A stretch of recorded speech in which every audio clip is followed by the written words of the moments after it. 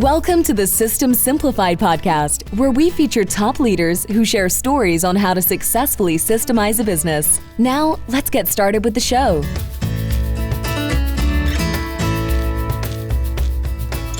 Hello, Vanity Klevit here, the host of the System Simplified podcast, where we interview top founders, entrepreneurs, and thought leaders about systematizing a business. And this episode is being brought to you by Business Success Consulting Group, where we create, document, and implement processes and procedures so businesses can grow and thrive. And today's guest, I'm super excited about today's guest, I have to tell you before, and it's Anna David. Hi, Anna. Hi, thank you for having me here. Well, thank you for being a guest. And first of all, we gotta give a big shout out to Jeremy Wise, Dr. Jeremy Wise, and John Corcoran from Rise 25 for connecting us. So thank 100%. You, Jeremy. Thank you, guys. Absolutely. And okay, here's the intro, here's the bio. So the listeners will know why I'm so excited. This is going to be a great conversation. So, Anna, you are a New York Times bestselling author of 8 books, like 8 books. That's amazing. 8. Yeah. And you are the founder of Legacy Launchpad Publishing, and you appeared on Today, The Talk, Good Morning America, numerous other programs. You just told me that you are the book critic for K2 in Portland. That's where I live. Amazing.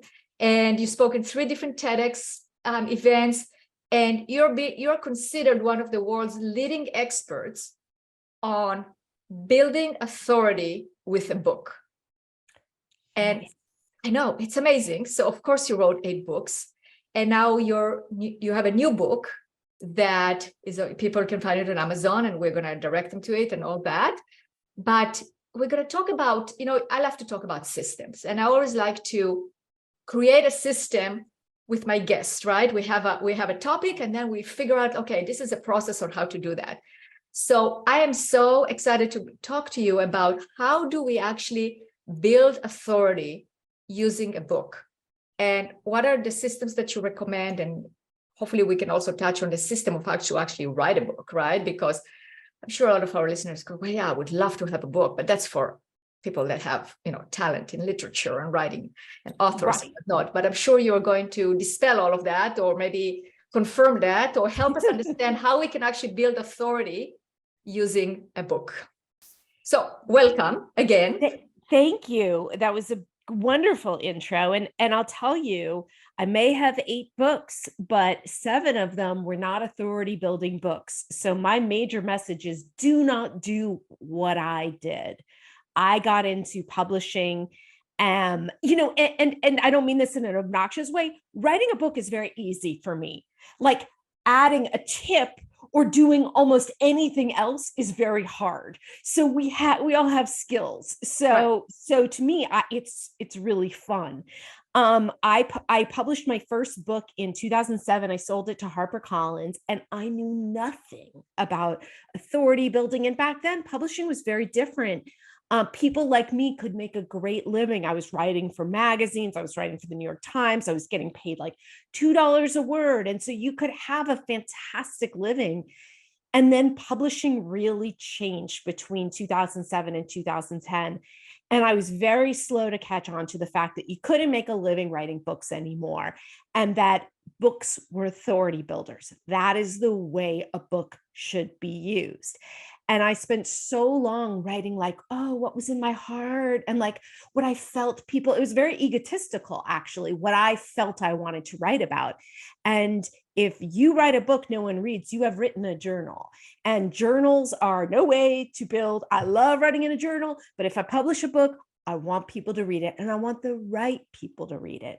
So I think the biggest problem I see is that people are like, I want to write a book, and they just start writing, and they don't do the preparation. And that is the first part of the process, is prepare by conceiving of a book that will help build your business. So, and you do that by going, who do I serve, and what do they want? And why do they want it? And so what was your business, Anna, when you started, when you actually when you wrote the Building Authority book, it was actually about writing books, right? Yes. So my business it's called Legacy Launchpad. It's a publishing company for CEOs and founders where they pay us to write and publish their books. And sometimes they pay us just to publish the books. So they keep 100% of the rights and the proceeds. And what we do is we take all that I know from traditional publishing and write and release a book that's, you can't tell. It looks and seems and reads like a New York Times bestselling traditionally published book. So my goal is to have everybody sort of take off the rose-colored glasses when it comes to books and thinking like, oh, well, look, James Clear sold Glennon Doyle did this. Don't compare yourself to the exception, compare yourself to the rule. And no, the average book sells 300 copies. So success is not going to come from the number of books you sell, but from who those people are that read it and what they do after. So you got to conceive of the right book. And you have to conceive of a book that you know how to reach that audience. Because you can write the most brilliant book in the world for, plumbers, but if plumbers don't read your book, it doesn't matter. It's not going to help your plumbing franchise business. So that's a big part of it.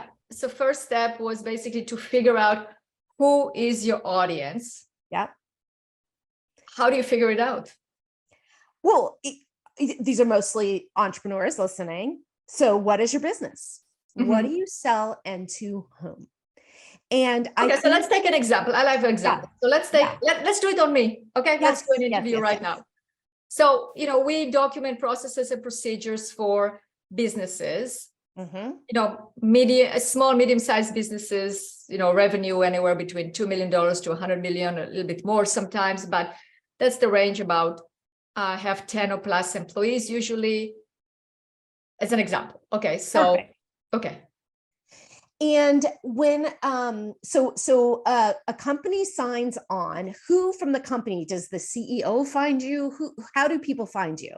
Usually it's the CEO. Yeah. The CEO, the founder. They are growing, scaling. It's basically, we work with businesses that are fast growing and lacking consistency, mm-hmm. or they want to prepare for some either expansion, they want to franchise, or they want to sell the business. So they realize that they've grown, but now they need organization in order to continue to grow.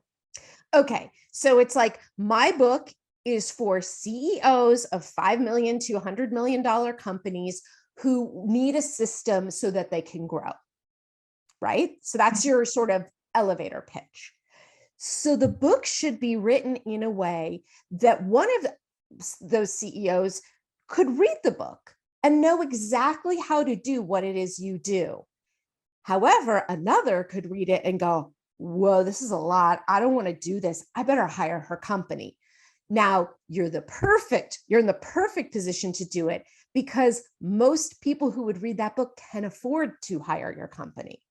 A lot of people know how to do a how-to thing, but if their reader doesn't have the money to hire them, it's not going to build their business. However, it's not just a 300-page business card, because you want to serve those people who can't afford to hire you, who can do it because they've got the ability to go and do it on their own. They're not going to do it as well as you could and your team could, but they can still do it. Mm-hmm.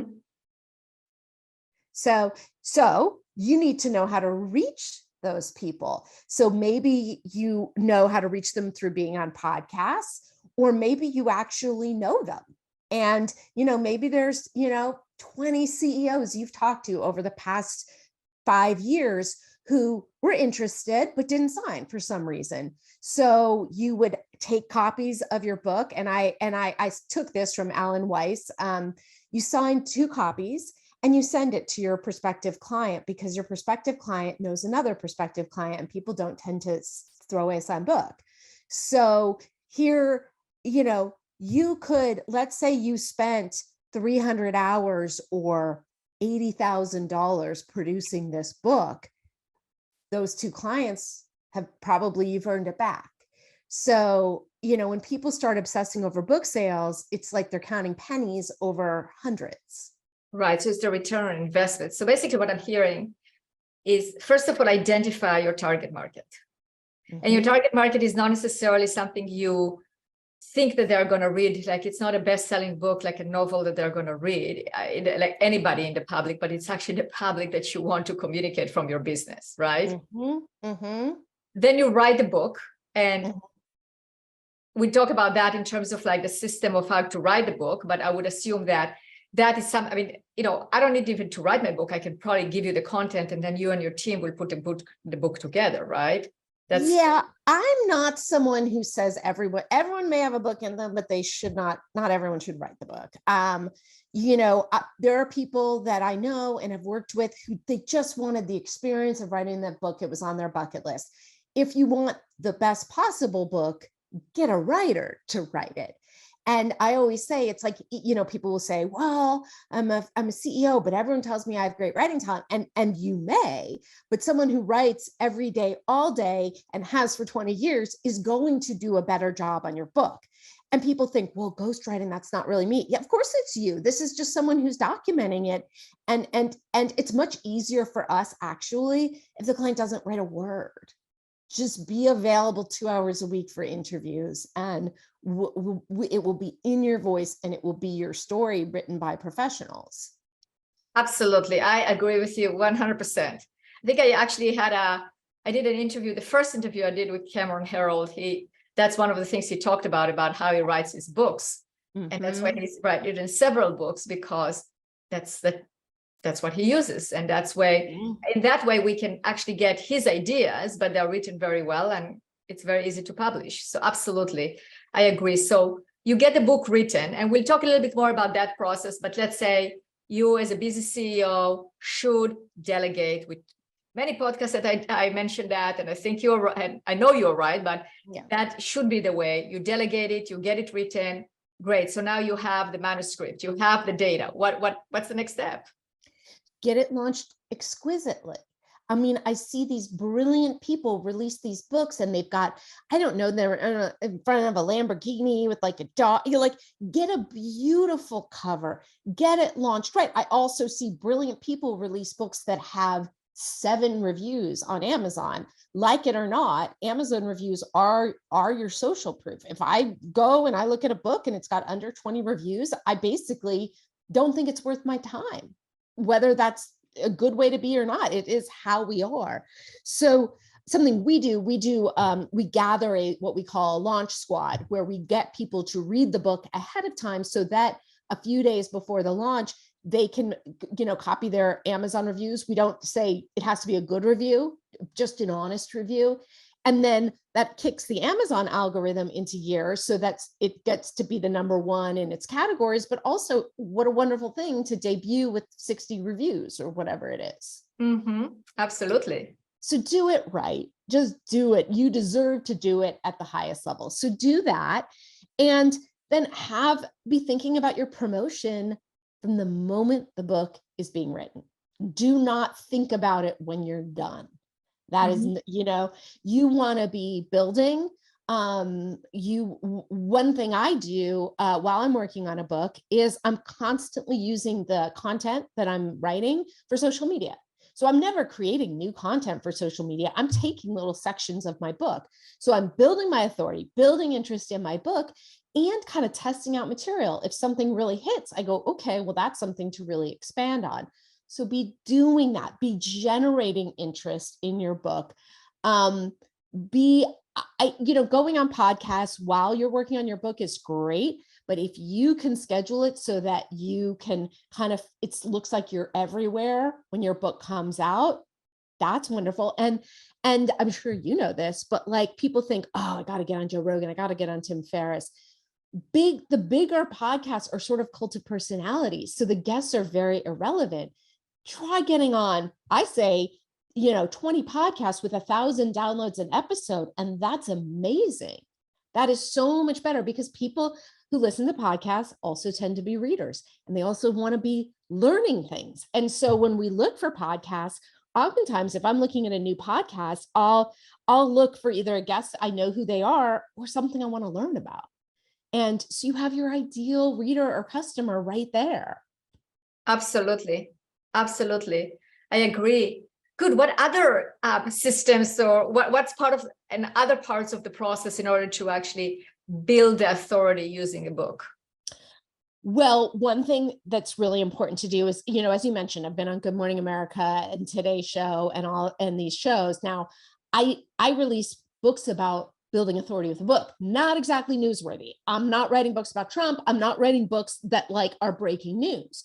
So you've got to think about, no, your book is not news to anybody. Your book is not news to a podcast host. It's not news to a Today Show producer. So how do you make your book newsworthy? So for instance, for this book that's recently out, I started talking to a publicist. So I got on Good Morning America for my book about writing because pandemic had started.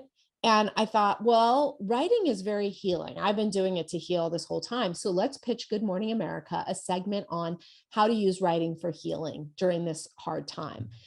Nothing in my book about that. 5-minute segment with, the name of my book, the cover of my book there. So what we're doing for this book is I have a very short section. The preface is about ChatGPT and AI and how everyone's talking about it. And I added it because it's timely. And now I wrote a story for Psychology Today about use ChatGPT to kind of become the hero of your own journey. Now we're pitching that to big shows. Not what my book is about doesn't matter. So getting on the biggest shows in the world is 100% possible, but you're never going to get on by being like, hey, I have a book out. Can I come on? So it's basically what you're saying is that when you want to get on a show, find something that is relevant because that's news. It's relevant. Like the Chat GPT right now, the AI is relevant. So find relevance, something that is relevant, and then tie the book into that, right? Yep. Yep. And who's really good at that is previous podcast guest Cameron Harold. He wrote a book called Free PR. He's, when he was at 1-800-GOT-JUNK, I think, they got on every show and they got in every publication because he knew how to do that. Absolutely. Yes. And this is a great opportunity to give a big shout out to Cameron. He's been on this conference twice and we both really like him. And I think he's definitely knows how to do that and knows how to create that PR. And that book is amazing. So I will also include it in the show notes. So thank you, Cameron, once more. Thank you. And I interviewed Cameron for my book on Good Authority. He's quoted several times because, something that he told me is every chapter of his books, he's thinking about keynotes. That's another thing. Authors are fantastic speakers, and having a book, if somebody who's hiring a speaker has the choice between two people, they're going to pick the author. Absolutely. And so rather than, recreating the wheel, think about your book as a keynote. That's something I thought about throughout the entire writing of this process. And so now I have a keynote that's like how to build authority from a book, which is based on the same material that's in my book. Yeah.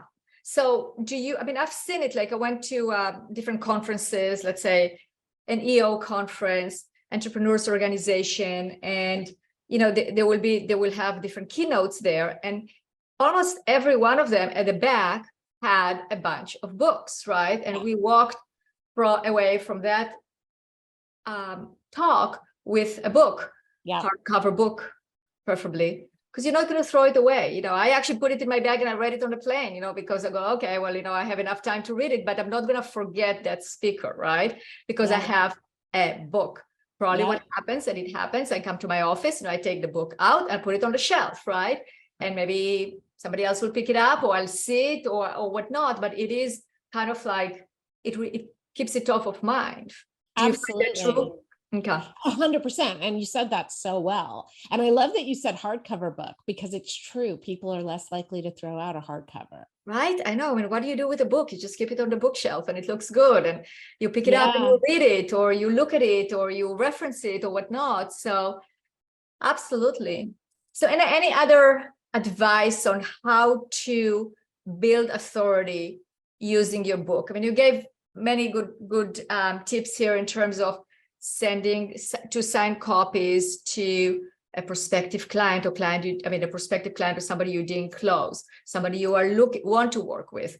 We mentioned putting it, bringing it as a kid, get it to help you to book being a keynote speaker, and then bringing to the lecture or to the talk and give it to people. Or if it's online, you can mail it to people, right? I mean, you can get it featured on podcasts. Yeah, I don't think a link is a great way to do it. Like if sending people, here's the link, you can download it. No, I thought like a hard copy, like, even if you do it Yes. online, because sometimes, I do like presentations online. I have a presentation coming to a group in New York in 2 weeks, for instance, and they're Yep. still online, and, I'm going to be, miles, thousands of miles away, and I'm going to still do the presentation. But if I had a book, I'm thinking, well, after that, you just go and you mail the book to the people, right? So they receive it in the mail. It's something tangible. They hold in their hands. You become real. You're more real and less forgettable.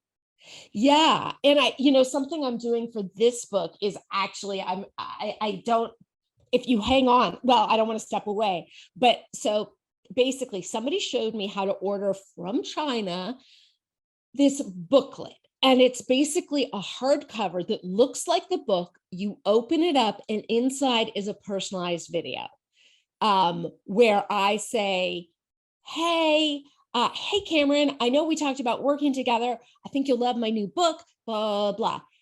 The truth is each one of those costs $22. It'll cost another whatever to send it. What if I land a client that, is an $80,000 client who's so wowed by that, so the reason I release books every year is, as I said, it's very fun for me to write a book, but I get to test these things out. And if they work gloriously, we get to do them for clients. So everything is just an experiment every time. So this is a new one I'm doing. And I mean, I gotta say, if you get these booklets are amazing. So yeah, let's include a link. I'm so curious about it. So send me the link where you got it or any information. I would love to include it in the podcast. That's fascinating. Yeah. What about book launching parties or events? I mean, do you recommend those? I recommend them because they can be fun and you should celebrate, but they do not do much. Okay. I actually decided for this book, I was offered a reading at a big bookstore here. And I passed because I don't feel, I've done a lot of readings and a lot of book parties, and get really clear about what's going to move the needle. A party is a great way to bring your friends together and stuff like that. But, probably strangers aren't going to show up, and it's not going to sell books really, unless you can get hundreds of people there. So I think really you think about, the most valuable part of a party is that you'll have the photos and you can post it on social media. But I think there are more valuable things to do. Okay, understood. So I think what I hear is that, you really have to be creative, but you have to be very intentional with what you do, right? Intentional with whom you're communicating, not just have this big ego, like, oh, I'm a writer now, so let's have all these parties. You could if you wanted to, but it doesn't serve the purpose of actually using it in order to build authority, right? So make sure that you use it in social media to show that you're a thought leader. Make sure that the books will end in the hands of people that are actually your target market. Make sure that, you're utilizing also, from what you said at the beginning, like to help people that might not be using your services, right? So the book shouldn't be just selling your services, but showing that you know what you're doing. Mm-hmm. And then there will be, I call it like the bell curve, honestly. I mean, I think there will be people that will do nothing. There will be some people at the 20% or 10% that will do it themselves. And then there are all the people in the middle that are actually your client for your consultancy. Yeah. You can still help the people that are going to do it yourself. And I love doing that when I do, right? I mean, when I do webinars, when I do webinars, I can tell you, Anna, I build it with the intention that I have somebody in front of me that I'm teaching them how to do it, right? Right. So when I'm communicating that, I'm communicating with the intention that they will actually take it and do it. Now, they might not do it because they don't have the time, they don't have the resources, or they don't have the know-how. And those are the ones that will become potential clients, right? Yep. But it's still, if you write a book with that intention of helping people and teaching them, they will see that you are there to help them. And they will say, yeah, that makes total sense. I just don't have the time. Let's contact them and hire them, right? And that's another important thing is put a lead magnet in your book somehow. I was going to ask you that, because otherwise you can promote your competition well, because they can read the book and say, oh wow, it's fantastic. I want to document the processes and procedures. Who is in my town that can do it, right? Good point. Yeah. I mean, your goal should be that they read the book and they go, I need to hire the person who wrote the book on this topic. But you should have lead magnets, but not be shoving it down their throat. They need to be organic. So, I have in my book, a lead magnet that gives them a calendar, where they can be building their authority every day. It gives them, an email they can send out. It gives them things that will enhance on what's in the book. And they got to sign up for the list in order to get those bonuses. That's a good one, because if you have a list and then you can nurture that list and you can give them more information. Absolutely. And they have to sign up for it as a lead magnet. So I think it's a great idea.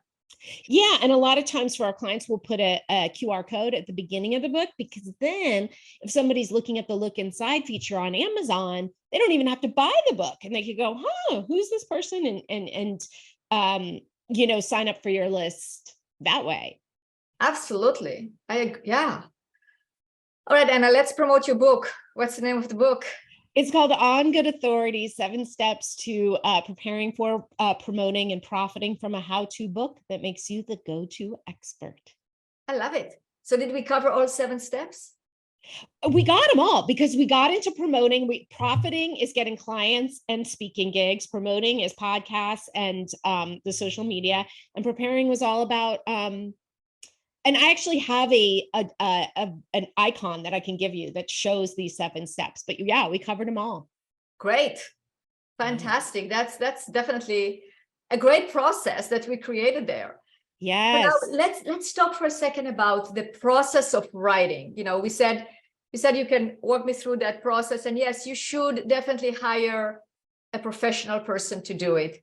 But let's say it is on your bucket list. Let's say you have this dream of renting an Airbnb.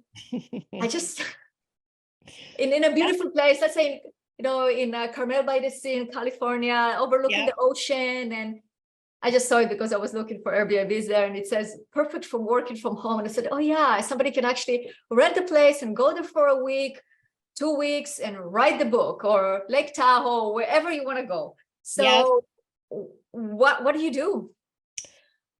Well, don't do it without an outline.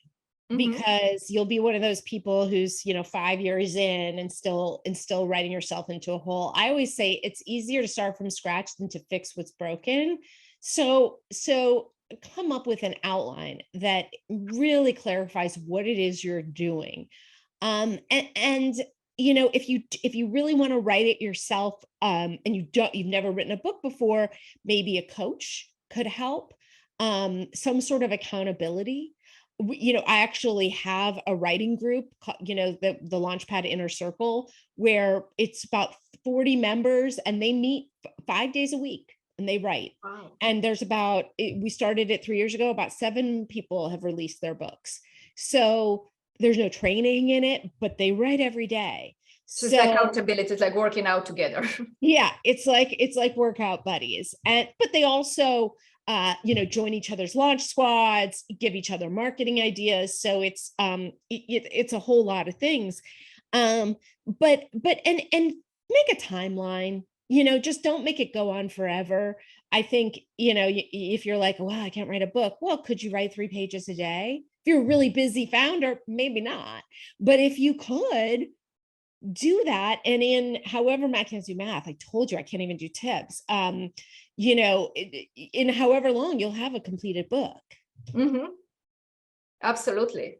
Yeah, I agree. And there are plenty of classes out there, like how to write, etc. I mean, but I would say, if somebody wants to do it, go for it. But if not, definitely get a professional to do that. So that's the delegation is the best. But I think what you made really real, for me anyway, is that any one of us can have, if we have something that we are an expert at, or at least that we do really well, and that we are helping other people already with that, we can make it into a package where that knowledge can be transferred to others. Yes. And then take that. It's not enough, as you said, because we're not there for it to just sit on the shelf, but it's really taking it and making it known. So then you are known as an authority, but it also sells for you because people will now know you. They will recognize you as an authority, and they will say, yes, that person can help me because they were able to articulate it in words so they know what they're talking about. Absolutely. Absolutely. Very well said. Thank you. All right. So if our listeners want to get a hold of your book, they should go where? How would they do that? The easiest place is to go to ongoodauthoritybook.com, but it's available. Oh, also ongoodamazon.com will take you directly to the Amazon link for it. But if you go to On Good Authority Book, you'll find out about bonuses and other things you can get. Awesome. And I definitely will include that in the show notes. So, and we're going to promote it. It will be on social media. So you can definitely take advantage of it, right? Because that book is actually your experience for how many years you've been doing it, your experience in that many pages.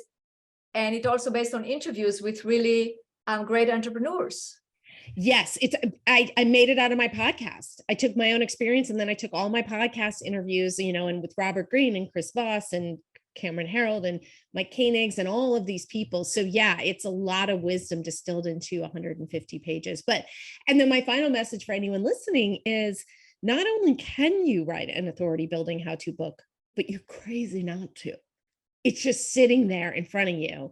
And it's almost like it's selfish to keep that knowledge to yourself. If you have built a successful company, there are a lot of people out there who want to know how to do it. So share it. I agree. Great message. Well, thank you so much, Anna, for being such a great guest and for sharing your knowledge with us and with the listeners, with myself. And thank you very much. Thank you so much for having me. You're such a good interviewer. I really appreciate it. Thanks.